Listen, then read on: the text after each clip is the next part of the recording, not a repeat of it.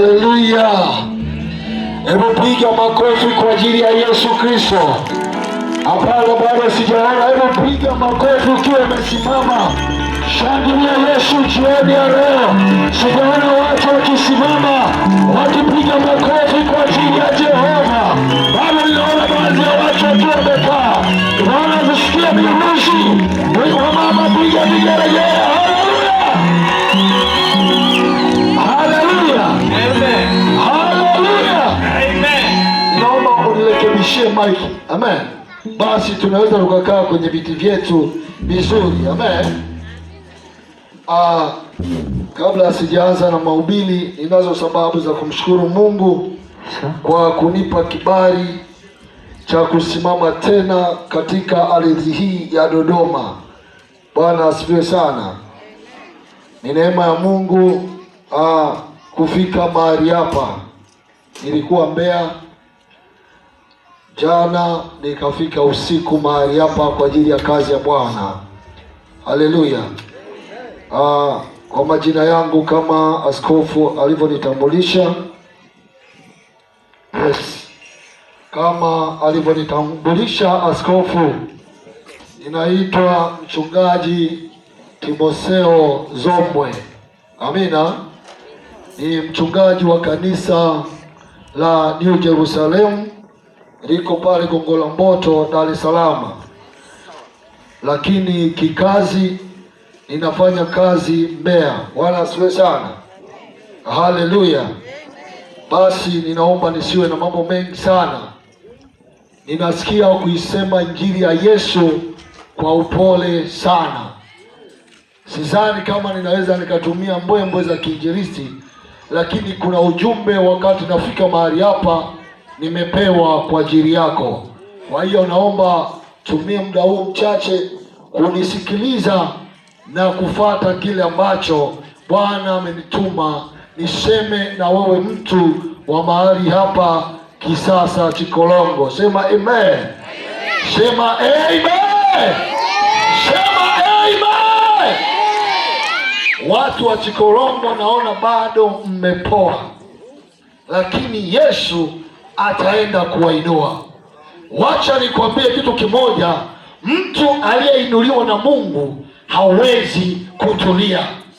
Sijajua kama kuna watu wananielewa. Unajua, mtu aliyeinuliwa na Mungu, unapomwambia mshangilie Bwana, hawezi kuendelea kukaa mahali alipokaa. Nikajua ningekuwa nimemaliza neno hilo, ningeona watu wakisimama wakimshangilia Bwana, lakini bado naona watu wamekaa, bado wanatafakari, wanamhitaji Bwana. Nataka nimwambie jirani yako, jioni ya leo ni jioni ambayo Bwana atakutendea. Inawezekana iko shida imekaa na wewe muda mrefu, lakini leo Yesu yuko kwa ajili yako. Shida iliyokutesa miaka mingi, na nikuhakikishie kwamba yuko Yesu anayeweza kutatua changamoto yako. Yuko Yesu anaweza kuondoa shida yako. Ameona mateso yako, ameona kulia kwako, ameona kuonewa kwako. Wacha nikuletea habari njema jioni ya leo, kama ilivyoandikwa katika Luka sura ya 4 mstari wa 18. Biblia inasema, Roho Bwana yu juu yangu, Bwana amenituma kuwatangazia watu habari njema. Niko Chikolongo, sio kuongea habari nyingine, niko mahali hapa kuongea habari njema, kuwatangazia waliofungwa na magonjwa kufunguliwa kwao, kuwatangazia walioonewa kuachiliwa kwao. Haijalishi uliteswa na ulevi, haijalishi ulifungwa na uchawi, haijalishi una kifungo cha namna gani, lakini Bwana amenituma Chikolongo kuwatangazia saa ya kufunguliwa kwako imefika. Kama niliosimama juu, sema imefika. Tangazia maadui zako, ambia imefika. Waambie, kama mlionea leo mtaniachilia, kama mliroga leo mtaniachilia. Sijajua kama kuna watu wanaelewa jioni ya leo. Sema amen. Unajua nini nataka kusema? Naomba nisiende mbele sana, na ndio maana Bwana akaniambia, Chikolongo, usihubiri kwa kelele, uhubiri kwa taratibu. Na naona watu wa Chikolongo wanataka twende taratibu. Sema amen. Leo nina ujumbe wa kukuambia kwamba Yesu alikuja kututoa katika asili ya kale. Yesu alikuja kututoa katika asili ya kale. Na leo nataka nizungumze somo dogo ambalo linasema mamlaka na nguvu alizonazo Yesu. Kabla sijazungumza habari ya mamlaka na nguvu alizonazo Yesu, wacha niende taratibu. Unaweza ukawa unajiuliza kwa nini nimezungumza kwamba Yesu alikuja kututoa katika asili ya kale. Wacha nikwambie wananisikia jioni ya leo,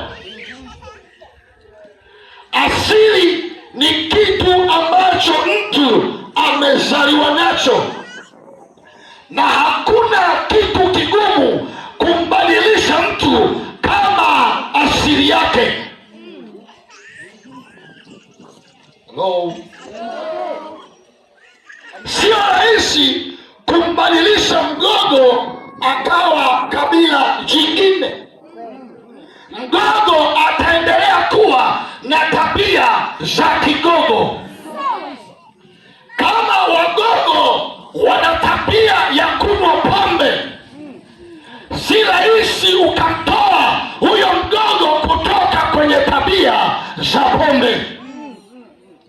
Kama kabila lako lina tabia ya kuwa na matambiko, sio rahisi wewe kuepukana na matambiko ukiwa peke yako. Hello. Hello. Hata wewe ulivyo leo ni kutokana na aina ya asili ulionayo. Wako watu asili zao zimewasababisha waweze kuishi Uganda. Kwa nini? Kwa sababu asili yao ilikuwa ni kutambika. Na kwa kuwa hakuna kinachokusaidia, imekuwa ni sababu ya wewe kutoka kwenye hiyo asili.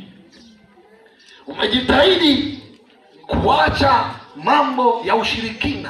Unapojitahidi kutoka kwenye ushirikina, kwa kuwa asili ya mababu zako walikuwa ni kutambika kwenye mito mikubwa, unakuwa kila ukilala ukiota, unaota mara manyoka makubwa yanakuingia kwenye ndoto, ama unaota vitu vya kutisha, ama unapata matatizo. Wako wengine kutokana na kuacha asili zao, yako magonjwa yamewafuatilia vizazi na vizazi.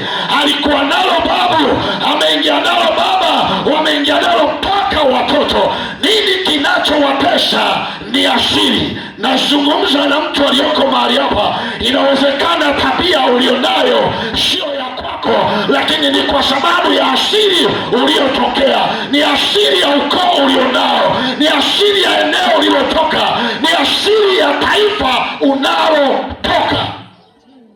Halo. Nina hakika kabisa ukizungumza habari ya watu wa Chikolongo, wana tabia zao binafsi ambazo zinawatofautisha na watu wa Kikuyu. Halo. Nini? Kwa sababu kila eneo lina asili yake. Halo. Bwana asifiwe. Amen. Tikise jirani yako, mwambie asili yako wewe ni nini?